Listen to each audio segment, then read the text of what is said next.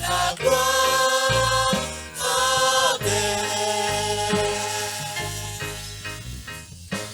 C'est de lui et par lui et pour lui que sont toutes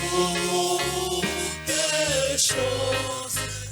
À Jésus, la gloire jamais.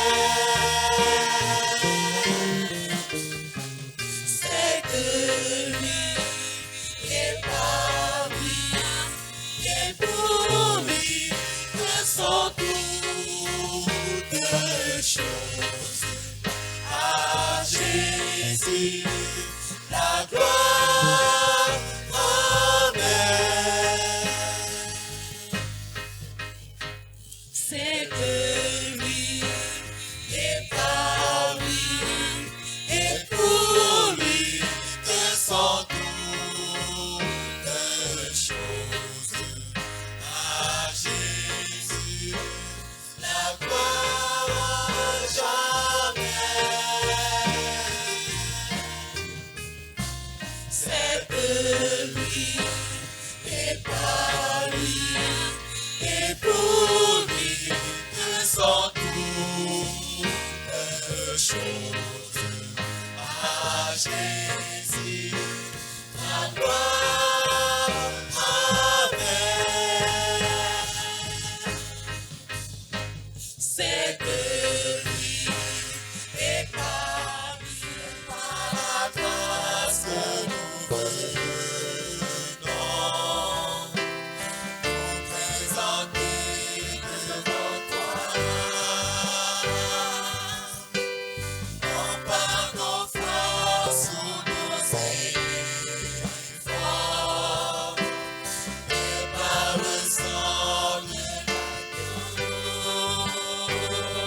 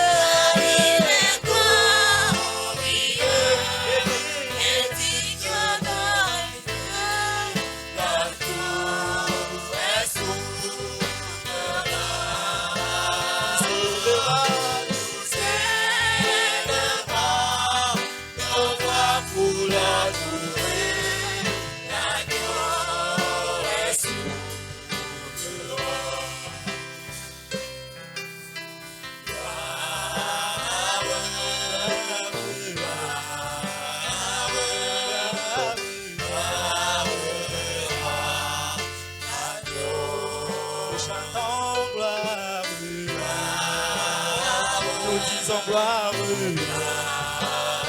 gloire à l'agneau,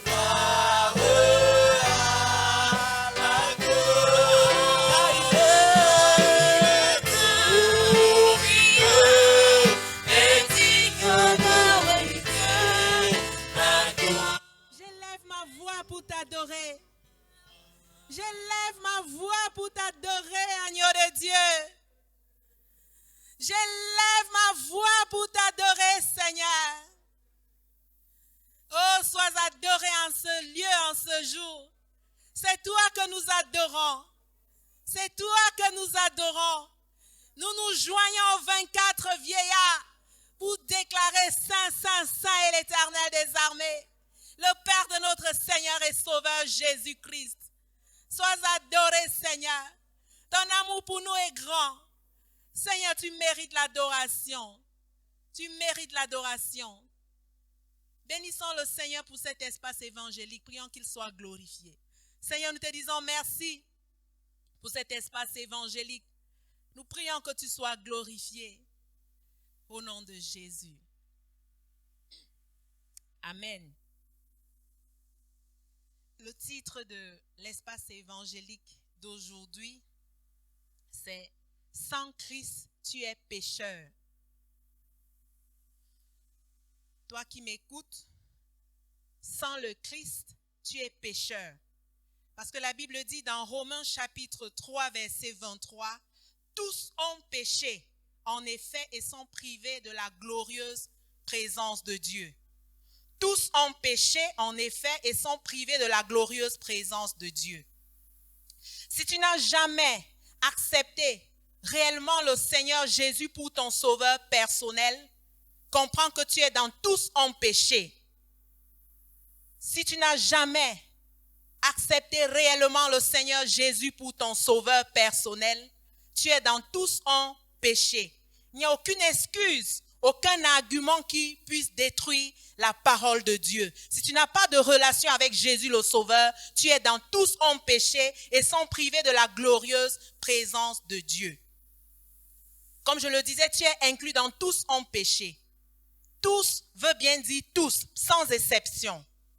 Si tu ne te souviens pas dans ta vie, à l'âge que tu as aujourd'hui, si tu ne te souviens pas un jour avoir ouvert la porte de ton cœur au Christ, sache que tu es dans tous en péché et par conséquent, tu es privé de la glorieuse présence de Dieu.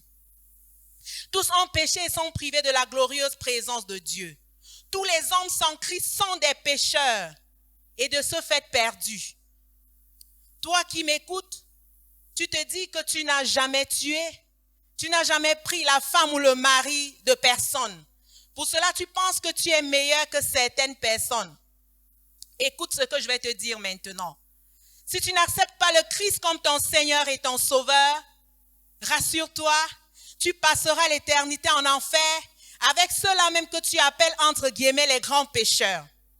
Parce qu'au Romains chapitre 3, verset 24 à 25 dit, « Et ils sont déclarés justes par sa grâce. C'est un don que Dieu leur fait par le moyen de la délivrance apportée par Jésus-Christ. C'est lui que Dieu a offert comme une victime destinée à expier les péchés pour ceux qui croient en son sacrifice. Ce sacrifice montre la justice de Dieu qui a pu laisser impunis les péchés commis autrefois. » Tu m'écoutes en ce moment. Ne veux-tu pas être déclaré juste par la grâce de Dieu? Cette question t'est adressée à toi personnellement. Ne veux-tu pas être déclaré juste par la grâce de Dieu? Tu passes ton temps à voir et à penser que les autres sont pires que toi. Au jour du jugement, je te le dis, tu seras seul devant le trône et non avec les gens avec qui tu essayes de te comparer aujourd'hui. Donc sors de ces comparaisons-là, ça n'a aucun sens. Elles n'ont aucun sens. Par contre, si tu entends la parole de Dieu qui est prêchée en ce moment, si tu crois en elle, si tu donnes ta vie à Christ, le Saint-Esprit va commencer à rendre témoignage à ton esprit que tu es enfant de Dieu. Lorsque tu entends la parole de Dieu, tu crois en elle, tu donnes ta vie à Jésus, Dieu te déclare juste. Écoute ceci bien. Lorsque tu entends la parole de Dieu, si tu crois en elle et tu donnes ta vie à Jésus, à l'instant même Dieu te déclare juste. Ne veux-tu pas être déclaré juste par la grâce de Dieu? C'est bien simple. Qu'est-ce que tu attends pour accepter que Dieu te déclare juste? Toi qui m'écoutes, comment est-ce que tu te sens quand tu fais un cadeau de bon cœur à quelqu'un et la personne refuse? Ça te fait souvent comment? Quand tu fais un cadeau de bon cœur à quelqu'un et la personne refuse? Eh bien, c'est ce que beaucoup sont en train de faire aujourd'hui. Beaucoup de personnes sont en train d'aller en enfer parce qu'ils refusent le don de Dieu. Beaucoup de personnes sont sur le chemin de l'enfer uniquement parce qu'ils refusent le don de Dieu. La Bible dit que c'est un don que Dieu leur fait par le moyen de la délivrance apportée par Jésus-Christ. C'est un don que Dieu leur fait par le moyen de la délivrance apportée par Jésus-Christ. Est-ce que finalement tu veux recevoir le don de Dieu? Il ne s'agit pas de mes péchés sont comme si mes péchés sont cela. Il s'agit de recevoir le don de Dieu qu'il donne par le moyen de la délivrance apportée par Jésus-Christ. Que les écailles tombent de tes yeux. Tu m'écoutes, je ne sais pas où tu es en ce moment. Que les écailles tombent de tes yeux et que tu vois et reçoives le don de Dieu. Que le voile se déchire et que tu reçoives le don de Dieu. Vivement, que tu reçoives le don de Dieu. Le moyen de délivrance a déjà été apporté par Jésus-Christ. Je te supplie de le recevoir. Si tu ne l'as jamais entendu, je te le dis aujourd'hui, le moyen de délivrance a déjà été apporté par Jésus-Christ. Il y a de cela plusieurs années. Dieu hait le péché et il le punira. Pour ne pas aller dans le lac de feu, tu dois accepter le moyen de la délivrance que Jésus-Christ a apporté. Certainement, tu as entendu parler de cette, comment on doit dire ça? Tu as entendu les gens dire qu'ils vont laver la malchance chez les praticiens. Souvent là-bas, quand on veut te faire des lavages, on peut te demander un corps tout noir. Parfois, on peut te demander un corps tout blanc. Parfois, on peut te demander une chèvre qui n'a pas de taches, etc. Quand tu ne crois pas au sacrifice de Jésus, tu as une plus grande malchance. Je voudrais que tu saches que ce que les gens essayent d'aller laver chez les marabouts là, en appelant malchance, c'est une petite malchance. Mais la plus grande malchance, quand tu n'as pas encore accepté et que tu ne crois pas au sacrifice de Jésus, tu as une grosse malchance à laver, une malchance éternelle. Parce que le péché, c'est la malchance spirituelle. Le péché te sépare de Dieu. Le péché te met sur la route de l'enfer. Tu y vas en courant et tu vas brûler éternellement.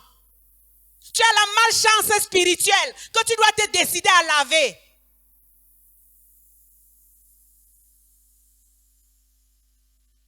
Le péché te sépare de Dieu. Le péché t'envoie brûler éternellement en enfer.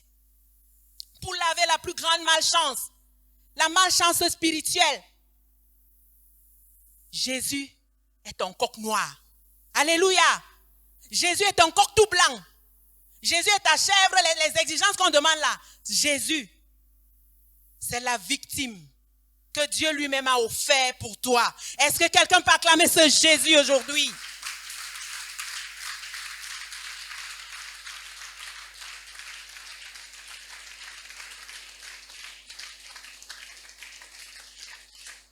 Jésus a accepté de quitter son trône de gloire pour venir être la victime que Dieu a offert pour toi. Le verset 25 nous dit, c'est lui que Dieu a offert comme une victime destinée à expier les péchés pour ceux qui croient en son sacrifice. Est-ce que tu veux vraiment croire en ce sacrifice-là maintenant? Est-ce que tu crois en ce sacrifice? Je sais pourquoi c'est difficile pour toi de croire.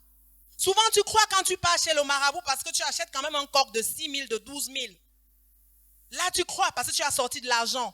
Tu ne crois pas parce que tu n'as pas déboursé l'argent pour acheter l'objet du sacrifice. C'est ça le grand amour de Dieu. Tu n'as rien donné à Jésus. Tu n'as rien déboursé. C'est ça le grand amour de Dieu. C'est pourquoi je te le dis aujourd'hui, si tu rates cette occasion de ton vivant, tu iras seulement en enfer. Il n'y aura plus rien à faire. Pourquoi tu ne crois pas? Tu ne crois pas parce que le sacrifice a été offert lorsque tu ne savais même pas que le péché t'envoyait en enfer. C'est pour cela que tu n'arrives pas à croire. Aujourd'hui, tu es sans excuse. Tu sais que le péché envoie en enfer. Ça, tu le sais. Et tu sais également que Dieu a envoyé son Fils comme la victime destinée à expier le péché. Aujourd'hui, tu es sans excuse. Tu sais que le péché envoie en enfer.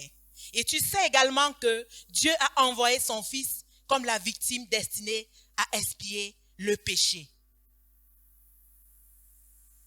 Il est temps que tu crois à ce sacrifice. Parce que je te dirais, si tu crois à ce sacrifice, tu vas connaître ce qu'on appelle la justice de Dieu. Toute la punition de tes péchés est retombée sur Jésus. Et il ne peut pas te punir une deuxième fois. Son sang a coulé pour tes nombreux péchés. C'est pour cela que quand tu crois en son sacrifice, quel que soit ton passé, Dieu ne te punit plus. Il te déclare juste. Parce qu'il est un juste juge. Il ne peut pas pour tes péchés sacrifier Jésus et maintenant te punir encore. Encore faudrait-il que tu crois en ce sacrifice. Je voudrais te dire aujourd'hui que le pécheur que tu es, c'est ton état et non les actes de péché que tu as commis. Sans Christ, tu as exactement le même état que ceux que tu penses avoir péché plus que toi. Parce que de toute façon, tu es capable de commettre tous ces péchés que tu condamnes. La même semence est en toi. Il suffit seulement que les conditions soient réunies. C'est pour cela que la solution, c'est être uni à Christ. Si tu n'es pas uni à Christ, sache que tu es dans le même sac de tous les pécheurs. Ce que tu es sans Christ est pire que ce que tu as fait. Si tu n'as pas Christ, même si tu n'as jamais tué, ton état est pire. Tu es pécheur en route pour le lac de feu. Si ce n'est pas le Christ qui est Seigneur de ta vie, tu es pécheur. Pourquoi? Parce que si ce n'est pas le Christ, c'est le diable. Il n'y a pas de milieu. Si ce n'est pas le Christ, c'est le diable, c'est Satan. Alors tu es pécheur, car le diable pêche dès le commencement. 1 Jean chapitre 3, verset 8, la Bible dit, « Celui qui s'adonne au péché appartient au diable, car le diable pêche dès le commencement. Or le Fils de Dieu est précisément apparu pour détruire les œuvres du diable. Car le diable pêche dès le commencement. » Ton maître, c'est le diable et tu prétends être meilleur. Parce que si tu n'as pas Christ comme maître, que tu le dises ou pas, c'est le diable qui est ton maître. Laisse-moi te dire que ton état est pire que les actes de péché que tu as déjà commis. Ne vas-tu pas accepter de changer cet état aujourd'hui? Ne veux-tu vraiment pas changer cet état aujourd'hui? Tu peux changer cet état en acceptant comme Seigneur de ta vie celui-là même qui n'a jamais péché afin d'obtenir sa nature sans péché. Sa nature sans péché est disponible pour tous. 1 Jean chapitre 3 verset 9, la Bible dit, « Celui qui est né de Dieu ne s'adonne pas au péché, car la vie qui vient de Dieu a été implantée en lui et demeure en lui. Il ne peut pas continuer à pécher puisqu'il est né de Dieu. » Quand tu acceptes la Seigneurie de Jésus dans ta vie, sa vie sans péché est implantée en toi et demeure en toi. Vivement que les Camerounais du nord au sud, de l'est à l'ouest, acceptent la Seigneurie de Christ dans leur vie, afin que cette vie sans péché soit implantée en eux et demeure en eux. Tant que Jésus n'est pas le Seigneur de ta vie, quelle que soit ton argumentation, tu es du camp de ceux qui sont en train d'aller dans le lac de feu. C'est une question de camp. Par contre, si tu es dans le camp du Seigneur Jésus, tu pourrais commettre des erreurs. Il te donnera la grâce de te repentir et tu iras au ciel avec ton maître Jésus. Est-ce que Jésus est le Seigneur de ta vie? Tu m'entends en ce moment? Est-ce que Jésus est le Seigneur de ta vie? Je sais. Tu me diras que tu vas à l'église. Ce n'est pas ce que je veux savoir. Est-ce que Jésus est le Seigneur de ta vie? Oui, tu n'arrives pas à me donner une réponse parce que à ce jour, tu ne te souviens pas déjà l'avoir intronisé dans ta vie. Tu ne te souviens pas l'avoir déjà fait une fois. Ne vois-tu pas l'urgence de changer de camp? Il est urgent et d'ailleurs très urgent de le faire. Parce que comme nous l'avons dit plus haut, celui qui n'a pas le Christ comme Seigneur, comme son Seigneur et son Sauveur, est déjà sur la route de l'enfer. Il est en train d'aller dans le lac de feu. Il a le nom de Jésus dans la bouche. Il va à l'église. Il a même un titre à l'église, mais il est en train d'aller avec vitesse en enfer. Change de camp et tu vas emprunter le chemin du paradis, le chemin du ciel, le chemin du repos. Si tu veux vraiment faire ce choix aujourd'hui, tu vas prier après moi. Tu vas prier en disant, Père éternel,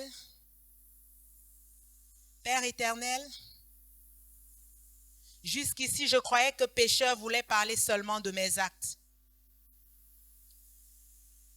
Je viens de comprendre que pécheur, c'est ne pas appartenir à Jésus. Seigneur Jésus, pardonne mes péchés. Je veux qu'à partir d'aujourd'hui, tu sois mon Seigneur et mon Sauveur. Je quitte le camp du diable, le pécheur pour ton camp, toi le Sauveur.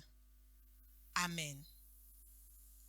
Le conseil que je te donne, joins-toi rapidement à ceux-là qui croient que Jésus à la croix a sauvé du péché, tous ceux qui croient en son sacrifice. Pour toi qui es déjà sur le chemin du ciel, prie également que le feu de Dieu brûle et consume tout ce qui veut te dérouter de ce chemin. Seigneur, je prie que ton feu brûle en moi et consume tout ce qui veut me dérouter du chemin du ciel. Que ton feu brûle en moi et consume tout ce qui veut me dérouter du chemin du ciel. Que ton feu brûle dans nos vies, Seigneur, et consume tout ce qui veut nous dérouter du chemin du ciel. Prie que le Saint-Esprit te remplisse et te donne de demeurer en Christ. Saint-Esprit, je prie que tu me remplisses. Esprit de Dieu, remplis-moi et donne-moi de demeurer en Christ. Saint-Esprit, remplis-moi et donne-moi de demeurer en Christ. Amen. Autour de ton trône, à l'agneau de Dieu, soit la gloire. À l'agneau de Dieu, la victoire. À l'agneau de Dieu, soit le règne pour tous les siècles.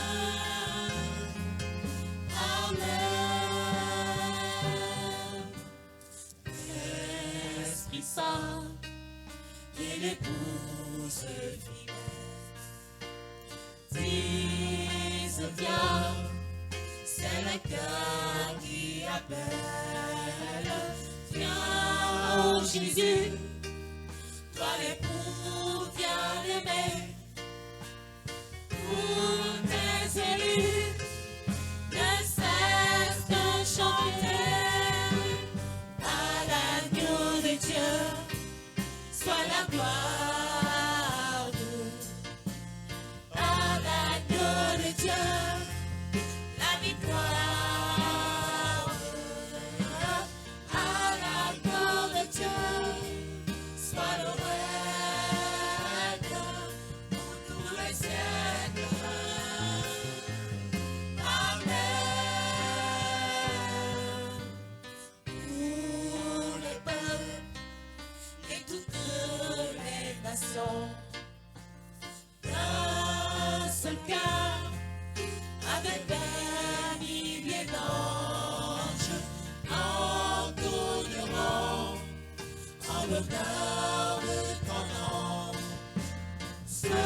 chant de gloire, avec force et louange, à la cour de Dieu, soit la gloire.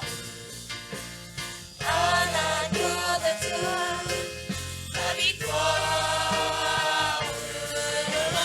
À la cour de Dieu, soit nos rêves pour tous les siècles.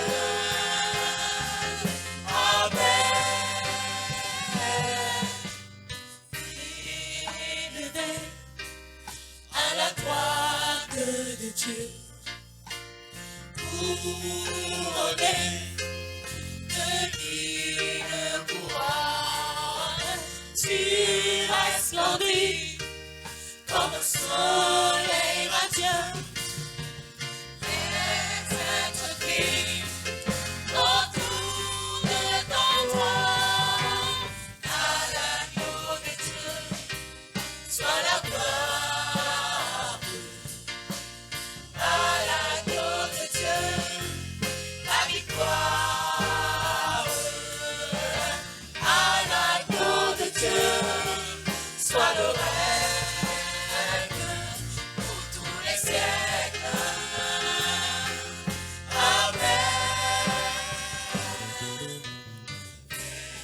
Esprit Saint et l'épouse fidèle disent que c'est la gueule qui appelle. Viens, ô Jésus, toi l'époux bien-aimé. Tous tes élus ne cessent de chanter. À la cour de Dieu, soit la gloire. À la cour de Dieu, la victoire. À la cour de Dieu, soit le règne pour tous les siècles. Amen. Tous les peuples et toutes les nations, d'un seul cœur, avec des milliers d'anges, endurant dans le cœur des enfants, ce chant de gloire, avec force et louange. À la cour de Dieu, soit la gloire. À la cour de Dieu, la victoire. À la cour de Dieu, soit le règne.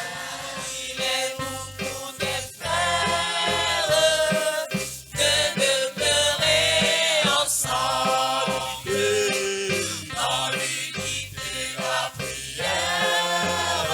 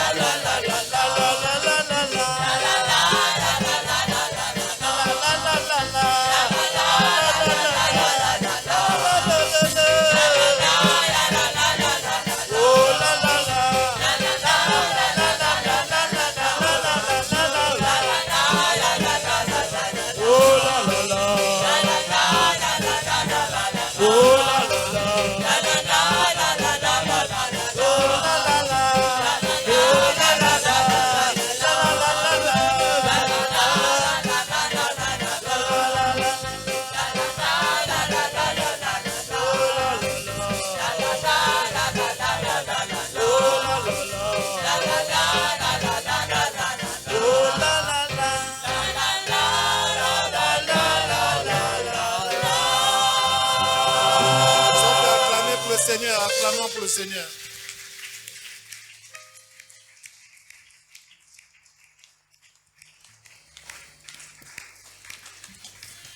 Gloire à Dieu.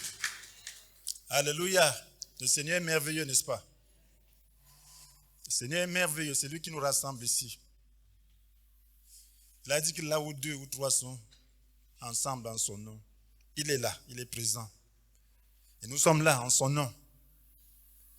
Nous le magnifions, nous l'adorons, nous le célébrons. Et nous attendons à ce qu'il puisse nous parler, à ce qu'il puisse nous édifier, à ce qu'il puisse résoudre les problèmes que nous pouvons avoir. C'est pour cela que je prie qu'il se serve de ce membre que je suis pour transmettre sa parole. Que son Esprit Saint se serve effectivement de moi, efficacement, pour délivrer sa grâce. Amen. Nous allons parler des fils héritiers. Donc nous voulons comprendre qu'il y a une catégorie de chrétiens qui manifestent le règne du Seigneur dès à présent. Et comment faire donc pour faire partie de cette catégorie? Il y a des chrétiens qui sont victorieux, qui sont des vainqueurs. Il y a des chrétiens qui règnent sur les circonstances, sur leur vie, sur leurs circonstances, qui exercent le règne du Seigneur dans ce monde. Mais il y en a qui ne le font pas. Comment faire pour appartenir à cette catégorie?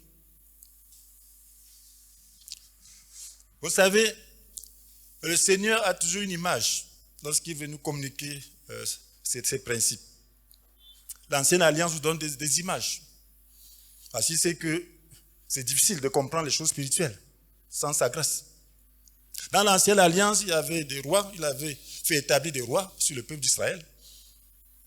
Mais dans le fonctionnement normal du roi, il fallait qu'il soit oint, il fallait qu'il reçoive l'onction. Et cette onction, c'était une manière de consacrer le roi à la tâche. Qu'est-ce qu'il fallait faire? On versait de l'huile dans un flacon et on versait sur la tête du roi et ça descendait sur le bord de ses vêtements.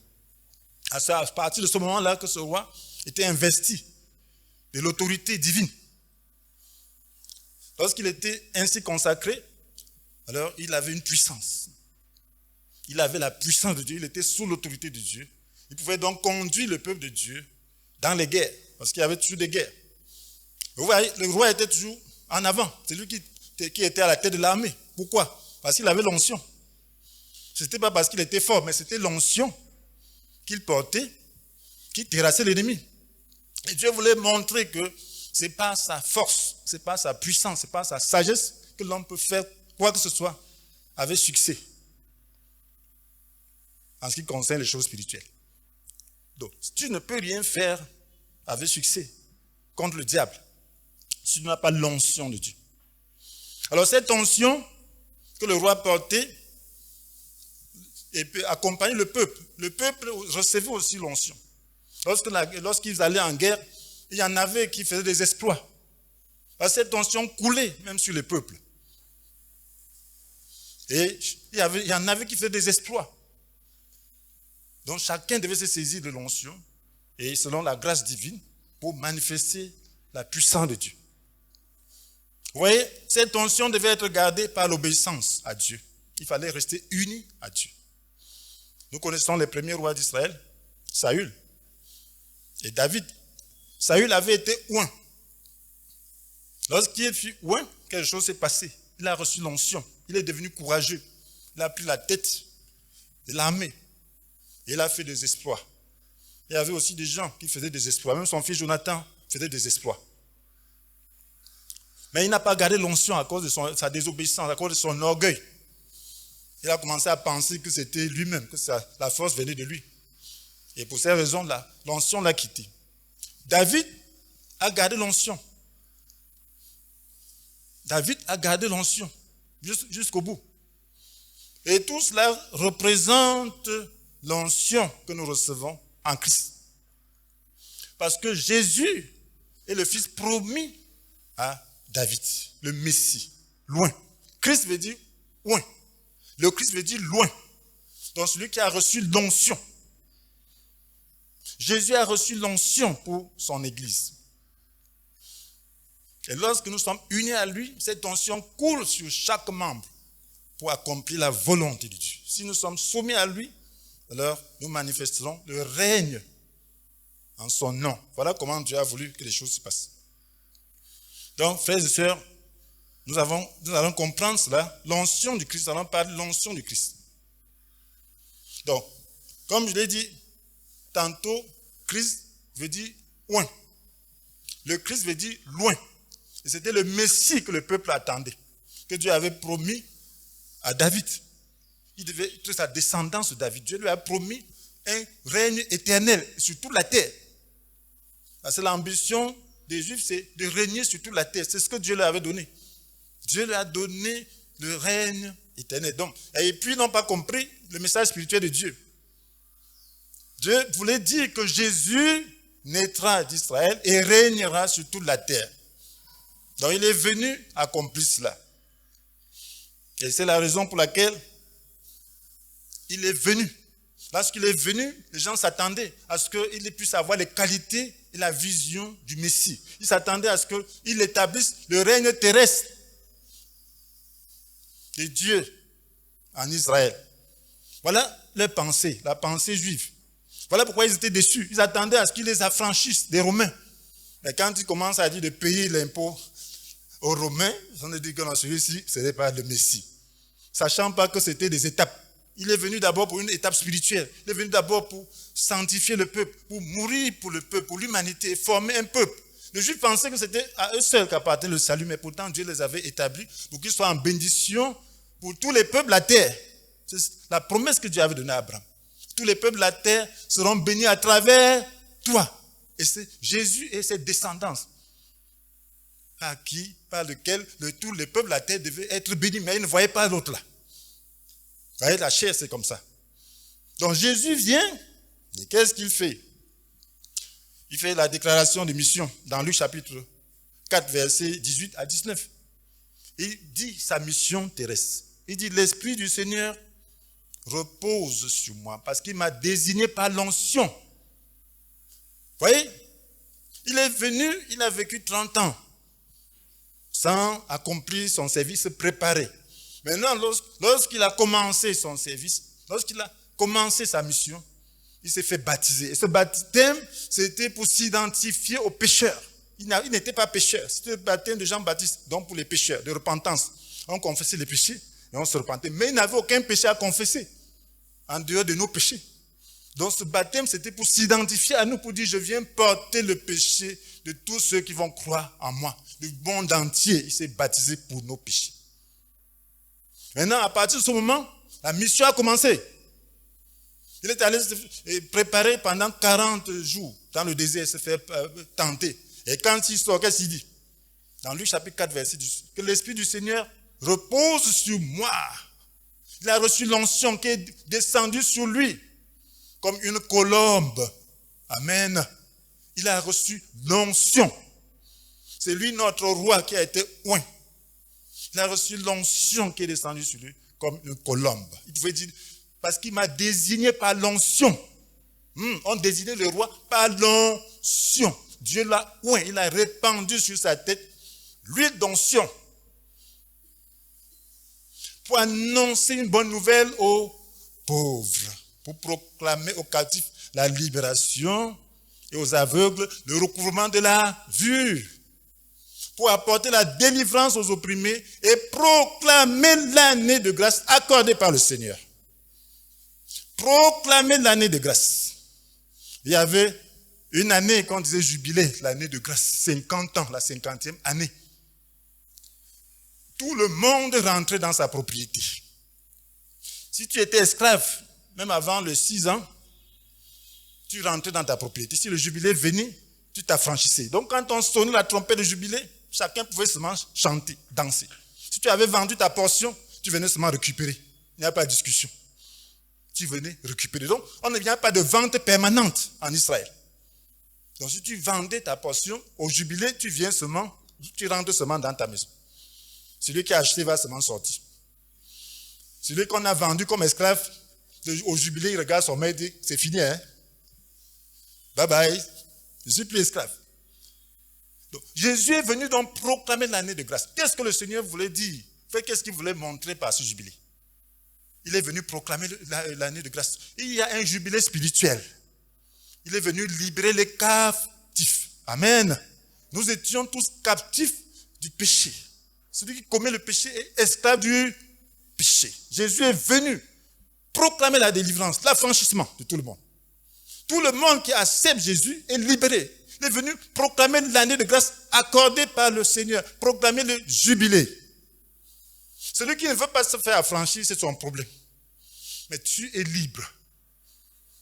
Si on dit à un prisonnier qui a 1000 ans que maintenant le décret te fait grâce, tu n'as plus besoin de rester en prison. Mais s'il dit qu'il reste là, on va faire comment? Amen. Il dit la prison me plaît. On va faire comment? Alléluia. Peut-être les hommes vont le porter, le jeter dehors. Mais Dieu ne fera pas ça pour toi. Amen. Parce qu'il respecte ton libre arbitre. Si tu veux rester en prison, tu restes. Tu as besoin de la croix, de la foi, pour pouvoir te saisir de cette grâce. Donc voilà ce que Jésus est venu faire. Il avait l'onction. Dieu l'a désigné par l'onction pour accomplir cela. Il ne pouvait pas faire cela sans onction, parce que c'est une œuvre spirituelle. Qu'est-ce que Jésus fait? Alors, lorsqu'on a l'onction dans son intégralité, mes frères et sœurs, il y a une transformation. L'onction de Dieu est composite. L'onction de Dieu, c'est quelque chose de grandiose. Certains regardent l'onction seulement comme des dons spirituels. Non. L'onction inclut tout. L'onction, c'est l'esprit même de Dieu. Il y a la puissance, il y a la force, il y a aussi la vie de Dieu. Lorsque les rois recevaient l'onction, ils goûtaient à l'esprit de Dieu.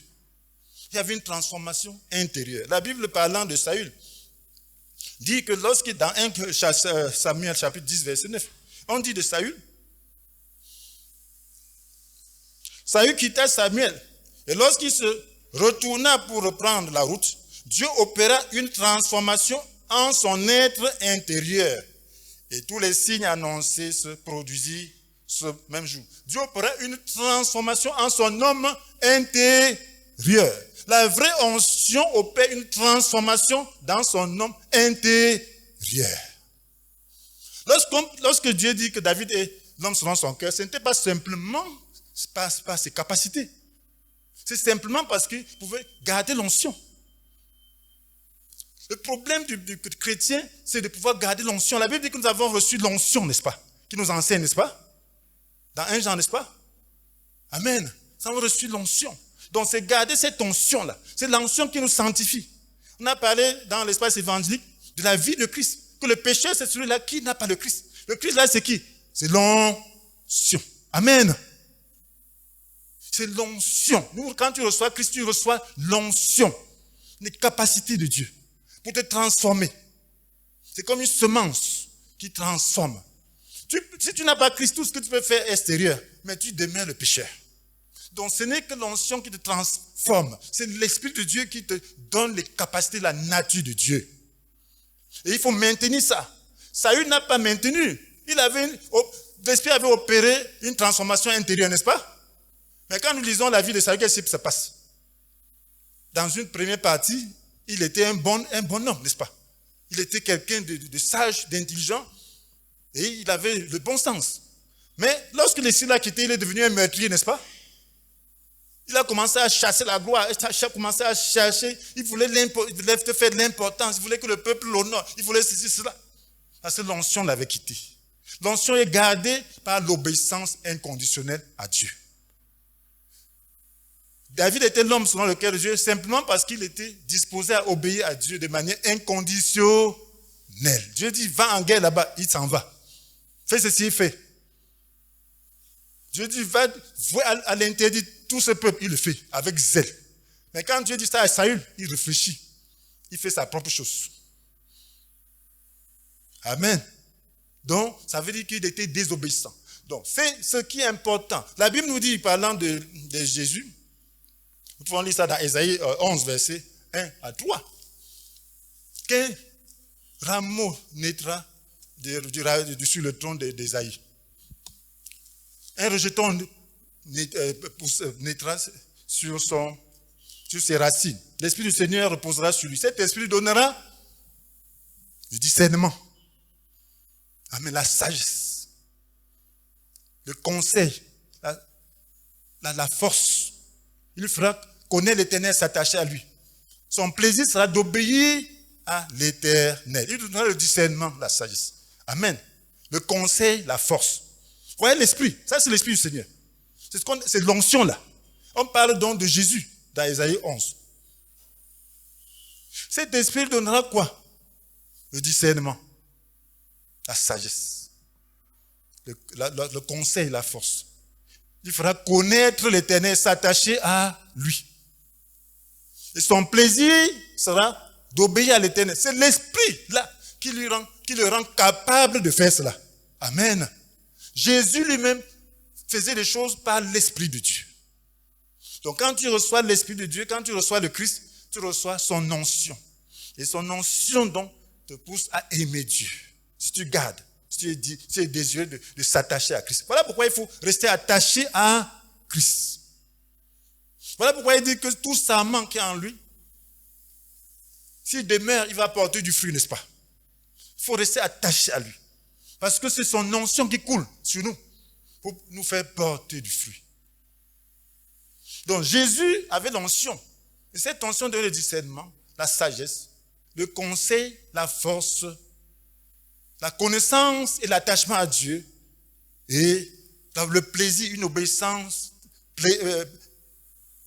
plaisante. Amen. Une obéissance plaisante. Donc, voilà pourquoi il faut chercher toujours à être rempli de l'Esprit.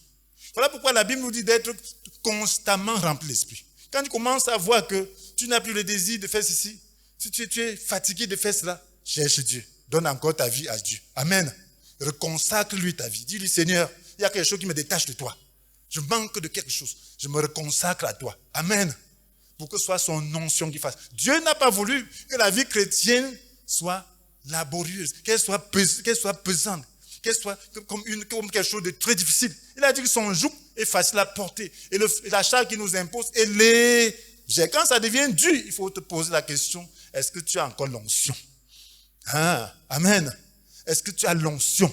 Cherche l'onction. Cherche à t'attacher au Seigneur. Cherche à ce que ce soit sa grâce qui t'amène à faire les choses. Et tu vas trouver du plaisir dedans. Tu vas trouver que c'est même là la vraie vie. Même si c'est difficile extérieurement, le Saint-Esprit te soutient. Il est ton consolateur. Amen. Donc Dieu n'a jamais voulu que l'œuvre de Dieu soit quelque chose d'impossible à l'homme. Qui mène une vie difficile. Même ceux qui se donnent pour se faire brûler pour le Seigneur le font avec joie. Amen. Non, on le fait avec joie.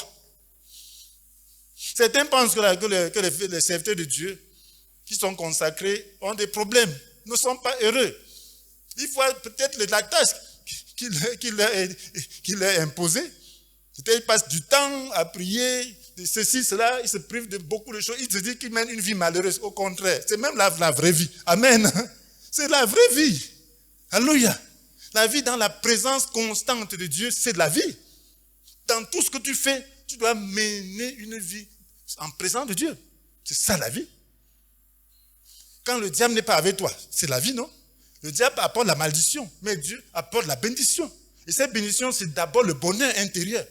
C'est d'abord ce bonheur. Quand tu es délivré de toutes ces inquiétudes de ce monde, délivré de tous ces convoitises, ce n'est pas le bonheur. C'est l'onction qui te permet d'être ainsi délivré. Si tu n'en as pas, tu es perdu. Alors, voilà ce qu'il fallait, avec Saül, ce qu'il fallait faire pour garder l'onction, c'était juste être obéissant. Voilà comment Samuel a perdu l'onction. Il a été désobéissant. Et qu'est-ce que Samuel lui dit? Saül a perdu l'onction. Voilà ce que Saül lui dit. Dans 1 Samuel chapitre 15, verset 17. Alors que tu te considérais comme un personnage peu important, tu es devenu le chef des tribus d'Israël. Et l'Éternel t'a oint pour t'établir roi. Donc il se considérait comme un personnage peu important. Vous voyez, non? Il était même timide. Quand on a voulu même le poindre officiellement, il s'est caché, n'est-ce pas? On l'a cherché avant de le trouver. Donc il ne se sentait pas vraiment à la hauteur. Il ne se sentait pas qualifié. Il ne voyait pas qu'il méritait tout ça. Voilà, son cœur était petit. Il se sentait petit. Amen. Mais quand on l'a oint, il a commencé à voir les victoires. Il est devenu orgueilleux. Même Samuel, même qui l'a oint, lui parle, il ne comprend plus. Alors qu'il lui parlait de la part de Dieu. Il voulait seulement l'honneur. Donc, et c'est ça qu'il a donc disqualifié. Il n'était pas obéissant dans tout ce que Dieu lui demandait de faire. Et pour ces raisons, il était dit. Donc, il fallait rester obéissant. Une obéissance inconditionnelle. Quand tu sais que Dieu t'a parlé, mon ami, il faut obéir. Amen. Il faut vérifier jusqu'à ce que, quand Dieu te parle, il utilise beaucoup de moyens. Quand c'est quelque chose de très important, il va utiliser toutes sortes de moyens. Il va confirmer ça par tous les moyens. Quand c'est Dieu qui a parlé, obéis. Amen. Même si personne ne comprend, tu vas voir, tout le monde saura que c'est Dieu qui avait parlé. Et c'est toi qui as la responsabilité de l'obéissance. Quand Dieu te parle clairement, tu as la responsabilité d'obéissance. Sinon, tu le méprises. Tu peux aller à la présidence, le président te dit de faire quelque chose, tu refuses. Amen. Non. Parce qu'il a l'autorité, il a le pouvoir sur toi. Il peut te faire ce qu'il veut de toi. Donc, Dieu lui-même, qui a créé le ciel et la terre, qui peut te bloquer, qui peut faire tout ce qu'il veut de toi. Quand il parle, toi, tu résistes. Alléluia. Il faut obéir. Et sache que Dieu ne parle que par amour. Il ne te dira pas des choses qui sont impossibles. C'est ça que les gens ont peur, d'obéir, de se consacrer à obéir à Dieu. Non. Dieu te parle pour ton propre bonheur. Il te parle pour ta vie, pour aider les autres et pour ton propre bonheur. À un moment, Dieu peut te dire, donne ceci à quelqu'un. C'est quand tu donnes, qu'il te libère la grâce qu'il avait prévue pour toi. Mais tu regardes seulement qu'il ne peut pas donner. La grâce là va être faible. Amen. C'est très important. Si tu sais que c'est Dieu qui a parlé, quand c'est Dieu qui a parlé, mon ami, obéis. Amen. Si c'est Dieu, je ne parle pas de la manipulation des hommes. Hein. Quand c'est Dieu qui parle, vérifie que c'est Dieu. Apprends à écouter Dieu. Il va te parler de différentes manières. Et lorsque tu sauras lire, marcher par l'esprit, tu vas comprendre comment Dieu parle pour ta sécurité. Mais quand Dieu parle, ça se sait. Obéis, tu vas voir la gloire du Seigneur. Jésus même, qu'est-ce qu'il disait? Dans Jean chapitre 5, verset 19. Jésus est venu, il était différent de Saül. Il dit, dans Jean 5, verset 19, vraiment, je vous l'assure, le Fils ne peut rien faire de sa propre initiative. Il agit seulement d'après ce qu'il voit faire au Père. Il ne peut rien faire. Jésus ne faisait rien de sa propre initiative. Quand il passait du temps à prier là, quelquefois c'était même pour recevoir la volonté de Dieu. Il fallait qu'il reçoive ce qu'il va faire pendant la journée. Il est venu accomplir un programme. L'Ancien Testament parle de lui. L'Ancien Testament a prophétisé sur ce qu'il devrait accomplir. Et chaque jour, il devait accomplir un programme. Amen. Quand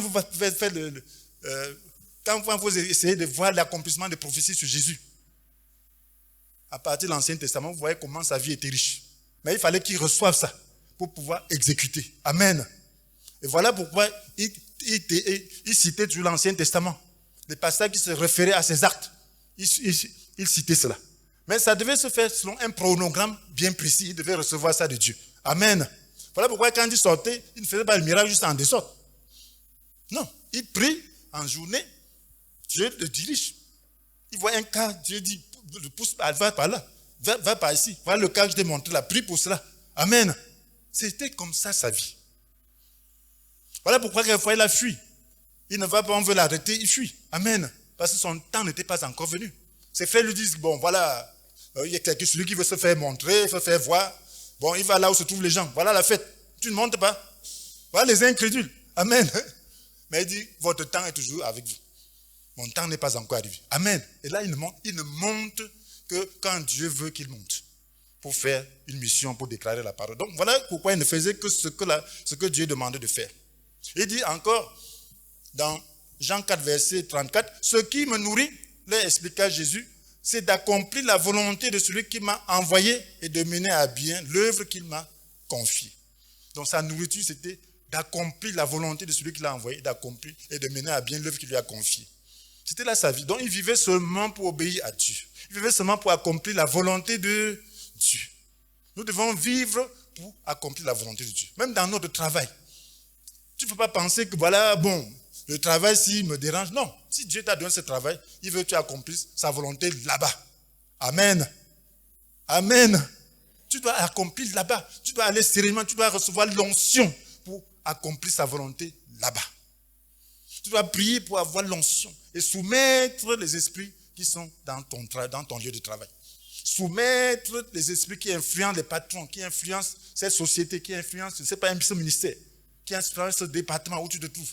Soumettre tout le temps, déclarer que ces puissances sont vaincues. Et tu les soumets, tu pries que ce soit l'Esprit de Dieu qui agisse, qui soumette toutes choses.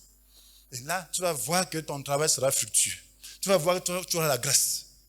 Tu vas voir que tu auras la promotion. Amen. C'est ça, le règne du Seigneur. Ce n'est pas seulement quand tu restes à la maison. Non, ce n'est pas seulement quand tu vas faire ceci. Non, évangélise là-bas. Que les portes s'ouvrent pour toi. Tu sois un évangéliste là où tu te trouves. L'Esprit te conduit à faire l'évangélisation de manière sage. Amen. C'est ça ce que Dieu veut que tu fasses. Donc, vous voyez l'humilité de Jésus. La Bible nous dit dans Philippiens 2, vous connaissez bien ça, verset 6 à 8, à 11, n'est-ce pas? Alors que dès le commencement, il était de condition divine, il n'a pas cherché à faire quoi? À profiter de son égalité avec Dieu. Amen. Dès le commencement, il était de condition divine, il n'a pas cherché à profiter de son égalité avec Dieu. Il s'est dépouillé lui-même, il a pris la condition de serviteur. Il se remplit semblable aux hommes et tout en lui montrait qu'il était bien un homme. Amen. Il s'abaissa lui-même en devenant obéissant jusqu'à subir la mort sur la croix. C'est pourquoi Dieu lui a donné le nom qui est au-dessus de tout nom, afin qu'au nom de Jésus, tout esprit, tout être s'agenouille dans le ciel, sur la terre, que chacun déclare Jésus est Seigneur à la gloire de Dieu le Père. Amen. Pourquoi? Parce qu'il s'est abaissé. Il était de condition divine, mais il n'a pas cherché à profiter de son état de Dieu. Mais il s'est dépouillé lui-même. Il a pris quoi? La condition de serviteur. Il s'est dépouillé. Mais qu'est-ce que Saül a fait? Il était serviteur, Dieu l'élève, il veut devenir Dieu. Amen. Oui, qu'est-ce que le diable a fait? Il est créature, Dieu l'élève, il veut devenir Dieu. Il faut s'humilier. L'élévation a une responsabilité. Quand Dieu t'élève, humilie-toi davantage. Amen. Humilie-toi davantage. Sois plus serviable. Ne commence pas à dire que je suis important. Celui-ci, il n'a pas passé. Moi, je suis important. Tu es petit. Non. Dis-toi au Seigneur, merci. Je vais te servir. Amen. C'est parce que je suis devenu petit que tu m'as élevé. Je veux encore devenir plus petit. Amen. Pour que tu t'élèves davantage à moi. Donc, c'est l'onction de Christ qui doit se manifester dans ta vie. Il faut élever toujours Dieu. Parce que ce n'est pas toi qui t'es élevé. Si c'était toi qui t'étais élevé, tu pouvais te vanter. Mais qui s'est élevé? Personne ne peut s'élever. Parce que personne n'en a les moyens. Mes frères et sœurs, voilà comment Jésus est resté serviteur humble. Et c'est la raison pour laquelle il a pu mener à bien sa mission. C'est l'onction qui lui a permis de mener à bien sa mission. Mais il fallait que sa volonté puisse s'attacher à Dieu. Que sa volonté puisse l'amener à se soumettre à Dieu. Il est question de volonté. Quelle est ta volonté? Alors comprenons bien que chaque membre a l'onction. Ouais, Jésus est venu former l'église, une épouse, un corps. On dit le corps de Christ. Et Christ est qui? La tête, n'est-ce pas? Et nous allons voir dans Somme 133. Et qu'est-ce que Christ est encore? Il est notre grand prêtre, notre souverain sacrificateur, n'est-ce pas? Amen. Donc ce que Aaron faisait représentait le Christ pour nous. Donc dans le Somme 133, la Bible nous dit, quel plaisir c'est, quel bonheur, quel plaisir c'est pour les frères, quel bonheur que d'être ensemble. Amen. Qu'est-ce qu'il dit encore? C'est comme l'huile parfumée qui répandue sur la tête descend sur la barbe d'Aaron et court jusqu'au bord de ses habits. Amen. C'est comme la rosée qui descend de l'Hermon sur le mont Sion. Car c'est là que l'Éternel accorde la sa bénédiction et la vie pour toujours. Amen. Donc, Aaron était le grand prêtre. Pour le consacrer, on a versé de l'huile d'onction sur sa tête, comme je l'ai dit tantôt. Mais ça coule sur sa barbe, ça coule sur le bord de ses vêtements. Et Jésus est notre grand prêtre. Amen. Hébreux 9, verset 11. Amen. Il est notre grand prêtre. L'onction qu'il a reçue coule sur sa barbe, coule sur tout son corps. Son corps, c'est qui? C'est nous. Amen. Nous sommes les membres de son corps. Donc, l'onction que nous recevons en Christ, c'est l'onction qu'il a reçue. Et nous pouvons donc déclarer avec lui que l'Esprit du Seigneur repose sur moi parce qu'il m'a désigné par l'onction. Christ a désigné par l'onction. Il pouvait, de son vivant ici, en tant qu'homme, ayant l'onction, commander à ses disciples d'aller faire les œuvres qu'il faisait. Amen. Sous l'onction qui coulait de lui. Ces disciples-là, donc, portaient l'onction qui coulait de lui. Ça coulait sur eux. Ils sont allés dans Luc chapitre 10, verset 18. Nous voyons qu'il a envoyé ses disciples qui sont allés. Même Judas était dedans. Et parce qu'ils portaient l'onction, même les démons leur étaient soumis. Amen. Les maladies partaient. Tout, sous l'onction de Jésus. Il était là, il n'était pas avec eux, mais seulement en esprit, permettant seulement que son onction les accompagne. Amen. Ils sont revenus tout contents. Luc chapitre 4, verset 18. Ils ont dit, Seigneur, même les démons nous sont soumis. Il dit, je voyais Satan tomber du ciel comme l'éclair. C'était l'onction de qui? De Jésus. Donc, tu ne peux pas faire tomber Satan sans l'onction de Christ. Tu ne peux pas faire tomber Satan sans l'onction de Christ qui coule de toi, sans être attaché à lui. C'est quand on est attaché à Christ, on est membre de son corps, que l'onction de Christ coule. Et c'est la même onction. Il a dit à ses disciples de ne pas encore aller évangéliser. Il a confié la mission d'aller dans le monde entier et de faire de tout le monde entier, de faire parmi tous les peuples des disciples. Mais il dit, attendez mon onction. Moi, mon onction, il la porte encore parce que je suis sur la terre. Amen. Il faut que je monte. Il est monté, il leur a envoyé l'onction. Et depuis là, l'onction est dans l'église. Amen. Depuis là, si tu te connectes à l'église, tu deviens enfant de Dieu. Si tu acceptes le Christ, l'onction est sur toi. Il faut seulement croire. Il faut que tu accomplisses ta mission. L'onction, Dieu donne l'onction pour accomplir des tâches. Dieu donne différentes tâches. Et tu dois croire. Tu dois t'attacher à Christ pour que son onction coule sur toi pour accomplir les différentes tâches. Cette onction, c'est elle qui nous transforme. Vous voyez, quand Samuel a reçu l'onction, il y a une transformation en son être intérieur. Et la Bible nous demande de prier. Paul priait. Prier que les chrétiens soient fortifiés. Amen. Avec puissance, soient fortifiés dans leur être intérieur. Avec puissance. Amen. Par son Esprit Saint. Alléluia. Par l'Esprit Saint. Amen. Nous avons vu ça dans Éphésiens 3, n'est-ce pas? Verset 16. Amen. Il prie pour que le Seigneur leur accorde à la mesure de ses richesses d'être fortifié avec puissance par son esprit dans l'être intérieur. Donc il faut que notre être intérieur soit fortifié. Il faut que le Saint-Esprit nous saigne de la vie de Dieu, de sa puissance, pour pouvoir soumettre la chair, pouvoir soumettre les esprits, soumettre les démons, et que le diable tombe dans notre vie. Amen. Le diable doit tomber dans ta vie si tu es sous l'onction de Christ. Ils ont manifesté l'onction de Christ et le diable était par terre. Jésus voyait Satan tomber du ciel comme l'éclair. Mais il les a prévenus. Là, il dit, ne regardez pas seulement le fonctionnement extérieur. Regardez la transformation en vous-même. Amen. Regardez la priorité, c'est la transformation en soi-même. Si tu vois le diable tomber, tu es content, tu dis, il y a quelque chose. Oh, attention, tu n'es pas quelque chose. C'est Jésus qui est quelque chose. Amen. C'est Jésus. Tu dois garder l'onction, tu dois garder la soumission à Christ, tu dois garder la vie. Parce que c'est ça. Parce qu'il a dit que certains vont faire tout ça, chasser le démon. Il ne va pas les reconnaître à la fin. Amen. Voilà pourquoi il faut faire attention. La gloire, c'est pour Jésus. Quel que soit ce que Dieu peut t'amener à faire, quelles que soient les bénédictions que tu peux recevoir, ne te vante pas. Amen.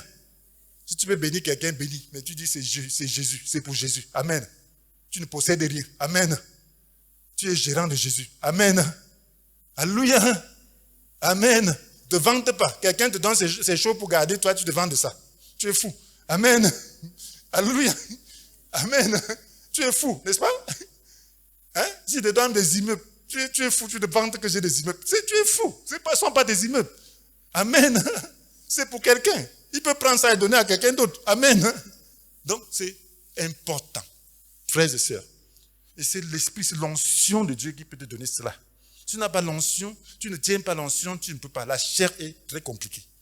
L'homme veut seulement se vanter, et là, c'est les œuvres du diable. Vous voyez, le Seigneur a dit dans Jean chapitre 14, verset 12, que celui qui croit en lui accomplira lui aussi les œuvres qu'il a faites. Et il en fera même de plus grandes. Pourquoi? Parce qu'il s'en va auprès du Père. Ah! Il a dit que ce que j'ai fait là est petit. Je m'en vais maintenant, vous envoyez l'onction et vous allez voir cela. J'ai déjà rempli les conditions. Parce que quand je faisais ça, c'était juste pour manifester l'amour. Maintenant, je me suis déjà donné pour que tout le monde puisse se saisir de ma grâce parce que j'ai déjà versé mon sang. Maintenant, vous pouvez faire de plus grandes choses que moi. Amen. Peu importe par qui ça se passe. Jésus est humble. Hein? Il dit on va faire plus que lui. Il a peur de quoi? Il est Dieu. Il a encore besoin de quoi? Amen. Tout ce qu'on fait, c'est pour lui. Alléluia. Tout ce qu'on fait, c'est pour lui. Donc, nous devons comprendre que nous devons recevoir l'onction de Christ. C'est très important, mes frères et sœurs. Nous devons recevoir cette onction. Donc, comprenez que l'onction de Christ sanctifie. Dans 1 Jean 2, verset 20, pour étayer ce que je venais de dire, la Bible dit, vous, au contraire, vous avez reçu le Saint-Esprit, dont celui qui est saint vous a oint. Et vous connaissez tous la vérité. Amen. Un chrétien a reçu le Saint-Esprit dont il est oint. Et cet esprit lui donne de discerner la vérité. Cet esprit lui donne d'être saint. Cet esprit lui donne d'être attaché à Dieu. C'est cet esprit qui a été promis à Jésus, qui devait lui donner le discernement, la sagesse. Donc il faut demander que le Saint-Esprit te donne son discernement, la sagesse, le conseil, la force. Donc quand tu fais quelque chose, il faut recevoir le conseil du Saint-Esprit, recevoir sa force. Cette force-là ne vient pas juste extérieurement, ça doit te fortifier intérieurement. Te donne la connaissance et l'attachement à Dieu. Il faut la connaissance. Si ce n'est pas l'Esprit qui donne la connaissance, ce n'est rien. Pour ceux qui ont eu l'occasion de faire beaucoup d'études et tout, ils voient la différence. Il y a une différence entre ce que tu apprends et ce que Dieu révèle. Amen. J'ai fait beaucoup de formations. Beaucoup de formations. Mais ce n'est que ce que Dieu révèle qui est important. Cette formation, c'est juste pour encadrer. Amen. Pour avoir la connaissance. Mais en réalité, c'est la révélation qui est quelque chose. Amen. Juste même un païen peut faire toutes ces formations. Et ne pas être transformé à l'intérieur. Donc, c'est ce que Dieu fait, ce que l'Esprit fait qui est important. Tu peux avoir les mêmes connaissances, les mêmes choses, mais ça ne donne pas la même vie. Parce que ce n'est pas la même source. Donc, il faut que ce soit le Saint-Esprit, il faut dépendre du Saint-Esprit pour qu'il te donne, pour qu'il t'édifie. Il faut dépendre du Saint-Esprit pour qu'il te donne la grâce, la révélation de sa parole. Et là, il devient esprit et vie. Et là, elle peut accomplir quelque chose. Maintenant, tu as compris. C'est toi qui n'as pas encore donné ta vie au Seigneur. On a parlé dans la première partie du fait que lorsque tu n'as pas Christ, tu es pécheur. Est-ce que tu as maintenant compris davantage que c'est son onction qui enlève le poids de tes péchés? Le Seigneur a dit, il répandra une eau pure sur nous. Nous deviendrons purs. Il nous purifiera de tous nos souillures et de toutes nos idoles. Ce n'est que son onction qui peut te purifier. Donc il faut accepter Jésus et rester attaché à lui pour que la purification soit effective à l'intérieur. Même si tu n'avais commis aucun péché, sans Christ, tu es un pécheur. Si tu as Christ, tu peux être tenté, mais c'est des choses extérieures.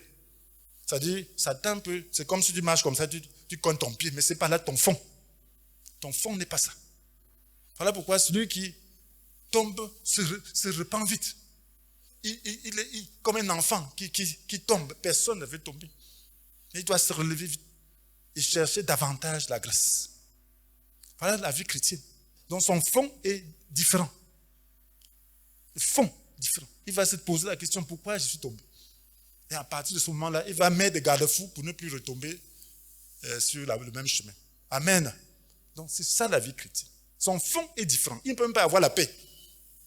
Quelqu'un qui a de la vie ne peut pas avoir la paix parce que l'esprit qui est en lui ne le laisse pas en paix. Il ne peut pas vivre dans le péché. Il ne peut pas. C'est impossible. Voilà pourquoi la Bible dit que celui qui est en Christ ne peut pas pécher. Amen. Parce qu'il ne peut pas vivre ainsi. À moins que l'onction soit déjà partie. Amen. Donc c'est important, mes frères et sœurs. Si tu veux donner ta vie au Seigneur, si tu veux être transformé, fais-lui seulement confiance. Le Seigneur veut que tu lui fasses confiance. Tu lui donnes ta vie. Ce qui est important, c'est d'être engagé à lui obéir dans toutes les conditions. Et si tu veux lui obéir, alors tu vas prier avec moi. Tu vas dire, Seigneur Jésus, je reconnais que je suis pécheur. Je pensais que je pouvais me débrouiller et être sauvé. Mais j'ai compris qu'il ne sert à rien de se débrouiller, qu'il faut t'accepter, qu'il faut croire en toi et recevoir ton onction pour obtenir la transformation intérieure. Seigneur, j'accepte. Viens dans ma vie. Je vais t'obéir. Je vais faire ta volonté inconditionnellement par ton onction que tu m'accordes. Merci Seigneur. Je te reçois dans ma vie. Seigneur, sois béni, sois glorifié. Amen. Est-ce que nous pouvons maintenant dire au Seigneur de nous purifier? Toi qui as été négligent, peut-être tu as été comme Saül. Tu t'es laissé influencer par le diable qui a fini par te voler l'onction que Dieu t'avait donnée. De sorte que ton cœur est devenu aride, sec. Tu es devenu désobéissant. Ta vie n'est plus fructueuse. Tu n'as plus le fruit de l'esprit. Est-ce que tu peux demander au Seigneur, Seigneur, dis au Seigneur, je me reconsacre à toi, Seigneur. Je m'abandonne à toi, Seigneur. J'accepte de t'obéir inconditionnellement. Autant que je connaîtrai ta volonté et par ta grâce. Seigneur, mets ton onction sur moi. Seigneur, que ton onction coule sur moi. Afin que je puisse accomplir la mission pour laquelle je suis sur la terre. Seigneur, que ton onction coule sur moi. Cette onction de bénédiction, cette onction de grâce, cette onction de sanctification, cette onction, Seigneur mon Dieu, qui donne le discernement, la sagesse, qui donne, Seigneur, le conseil, la force, qui me donne, qui permettra de te connaître, de m'attacher à toi, qui me permettra de t'obéir, Seigneur, avec plaisir. Seigneur, je prie pour cette onction. Cette onction qui est sur toi. Je veux partager cette onction. Merci Seigneur. Je veux rester attaché à toi. Oh Seigneur, je veux régner, je veux opérer le règne dans ma vie et dans la vie des autres pour accomplir, Seigneur, la volonté, pour accomplir ta volonté. Je veux vivre pour accomplir ta volonté. Je veux vivre, Seigneur, pour te servir, pour atteindre tes desseins pour moi. Oh Seigneur, je te bénis, je t'adore, je te loue. Seigneur, merci Seigneur. Merci Seigneur, je reçois cette onction. Je reçois Seigneur, je plaide ton sang sur moi. Plaide ton sang sur moi. Je plaide ton sang Seigneur, rafraîchis ma vie. Renouvelle-moi Seigneur, renouvelle mon esprit, mon âme, mon corps. Renouvelle mes affaires, renouvelle ma maison, renouvelle mon lieu de travail, renouvelle mon lieu de service, renouvelle-moi Seigneur. Donne-moi d'être efficace, d'être Seigneur source de vie, d'être une source de bénédiction partout où je vais. Seigneur, donne-moi d'être une source de bénédiction dans ma famille, d'être une source de bénédiction dans tous mes contacts. Au nom puissant de Jésus. Merci Seigneur. À toi la gloire Seigneur, à toi l'honneur. Amen. Seigneur bénisse. On peut acclamer pour l'onction de Jésus.